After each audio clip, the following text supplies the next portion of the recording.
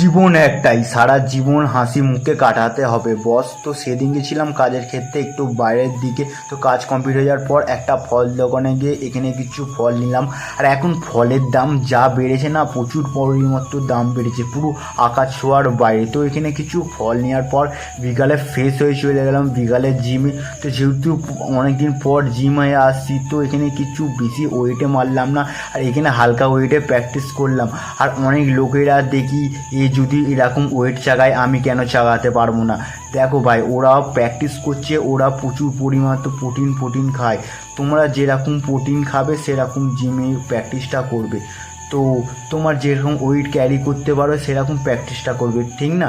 তো এখানে আমরা টাইসেপের আজকে ওয়ার্কআউট করলাম। তো টাইসেপের ওয়ার্কআউট হয়ে যাওয়ার পর আর এখানে আমাদের জিমের যা সবথেকে বড় ভালো বডি, তো এখানে শাহরুখদার সাথে কথা হলো। শাহরুখদা এখানে আমাদের বডি দেখিয়ে দিল।